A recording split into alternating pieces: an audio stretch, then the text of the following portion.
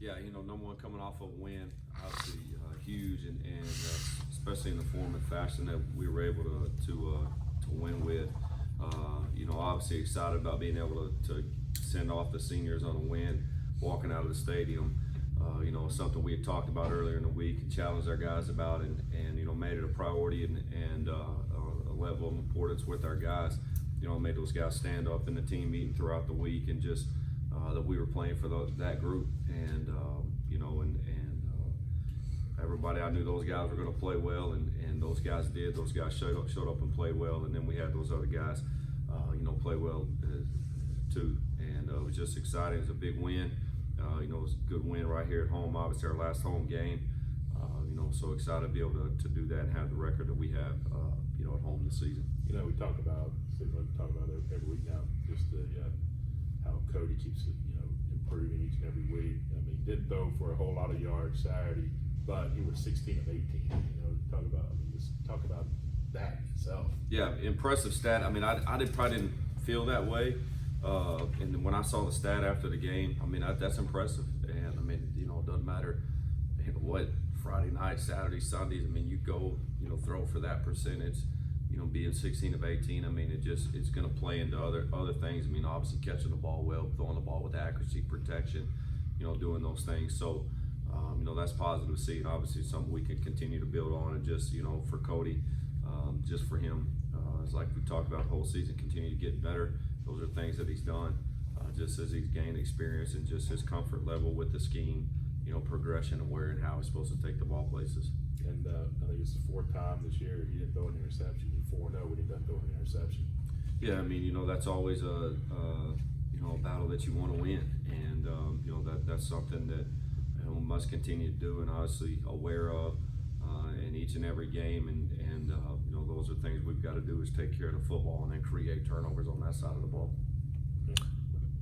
I know you can't control when the bye week is, and having the 12-game schedule, you only have one. But if you had your own way of doing it, would you have it this late? Would you have it in right in the middle of the season, early? How would you do it? Yeah, I think in a perfect world you'd have it about probably in the middle of the season, and like I said, just we don't control it. It was set how it's set, but just as we set right here, it comes at a critical time for us. When you've been this long during the season, you're about 15 weeks in total with camp and games and everything. So when you get to this point, obviously, guys are going to be banged up, and the season, begin to take its toll on people and teams, and so it comes at a crucial time for us. Just how we approach it and how we'll approach this week. Being the open week, just today's a big academic day for us, and big work day, treatment day with our guys, and then tomorrow, Wednesday, we'll have practice as well, and just continue to get better, and that's the opportunity that it gives you, is to get a chance to really hone in on academics, really hone in on some developmental guys, really hone in on our guys as well, as far as about just those guys developing and working towards the Nichols game. Do you give them the whole weekend off? No, they'll come back on Sunday, and we'll practice on Sunday. But a team like Nichols waiting on the other side, do you feel like it's kind of advantageous to have 2 weeks to get ready for them, or will you look at them any this week? Yeah, I think anytime you're going from in an open week into a game, I think it's advantageous for whoever that is, I think it just for multiple reasons, from just a health aspect of it, to a freshness aspect, to a scheme aspect. I think it can, play in your favor if you utilize it the correct way, and that's the direction that we're approaching, and the mindset we're approaching it with. You mentioned, I think you mentioned after the game that this week you'll be doing some recruiting. How big of an advantage is it for you to be recruiting on the heels of a 3-game winning streak?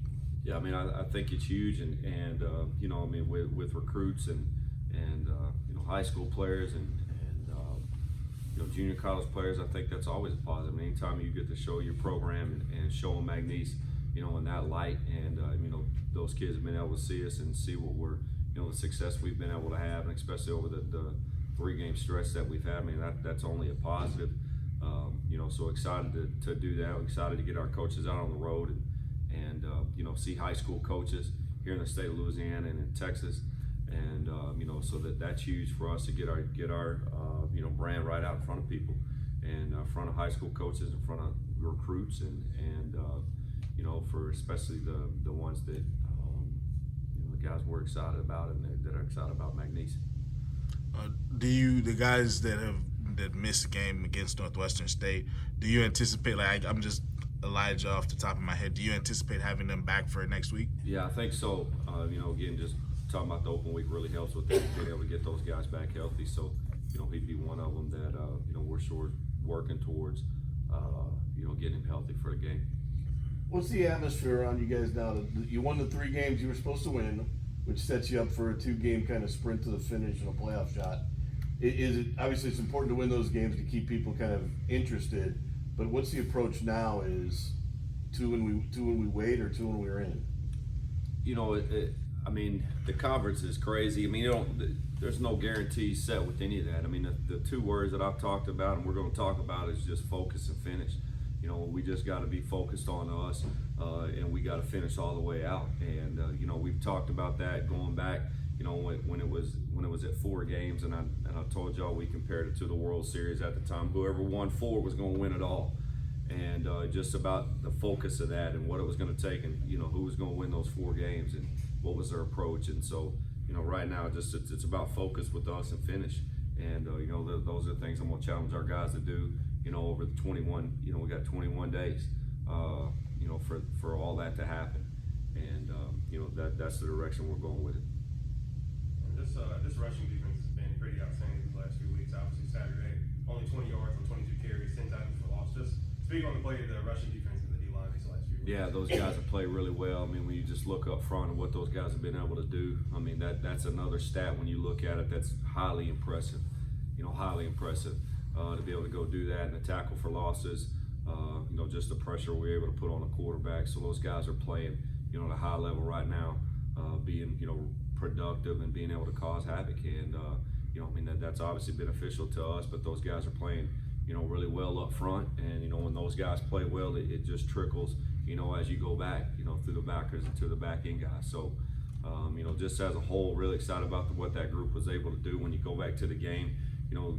There's 2, series in there that are really, kind of eye-popping. Is the one right before half where we take them down, hold them to the field goal and then miss field goal, and then we kick back off to them. They drive down the field and we hold them to a field goal. So it was only a 3-point swing right there instead of 14, and that was huge by our defense. And that's a critical 2 series right there, and that hasn't gotten talked much about or seen, by a lot of people. But those 2 series right there were really critical in that game as far as momentum, as far as being able to make it, just that, not a 14-point swing right there. All right, Coach, appreciate it.